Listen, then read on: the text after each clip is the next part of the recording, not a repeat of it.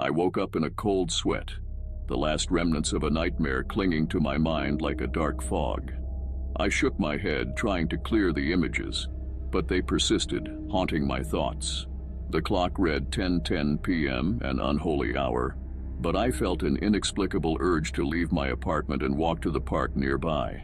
The park, usually a haven of tranquility during the day, was now an eerie landscape bathed in the pale glow of a waning moon. Shadows danced and twisted among the trees, and the silence was broken only by the occasional rustle of leaves. I followed the familiar path, but it felt different, almost foreign. Each step echoed unnaturally, and I could feel unseen eyes watching me. As I approached the center of the park, I noticed a figure standing by the old abandoned carousel. The horses, once vibrant and joyful, now looked ghostly and decayed, their glassy eyes reflecting the moonlight. The figure turned to face me, and I froze. It was a woman, her face obscured by a tangle of matted hair. Her dress was tattered and stained, and her eyes, oh God, her eyes were hollow, empty voids. "Why did you come here?" she rasped, her voice a whisper that seemed to come from everywhere and nowhere. "You shouldn't be here." I wanted to run, but my feet were rooted to the spot. The carousel began to turn slowly, the creaking of the metal sending shivers down my spine.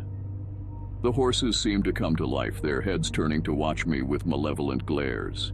"Leave now, or you'll be trapped here forever," the woman warned, her voice growing fainter as the carousel sped up.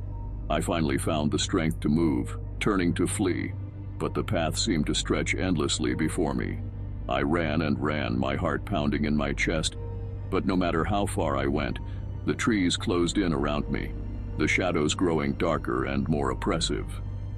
Suddenly, I stumbled and fell, my hand sinking into the soft, damp earth.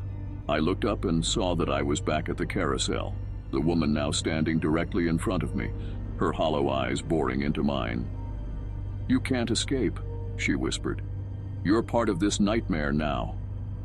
I screamed, the sound tearing from my throat, but it was swallowed by the darkness. The carousel spun faster, the horses' mouths opening in silent screams. I could feel the ground beneath me giving way, pulling me into the cold, dark earth.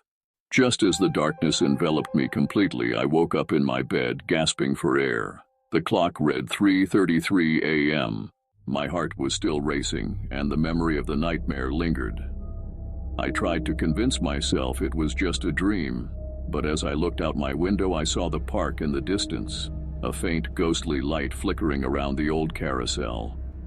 I knew I could never go back to that park again. The nightmare was real, and it was waiting for me.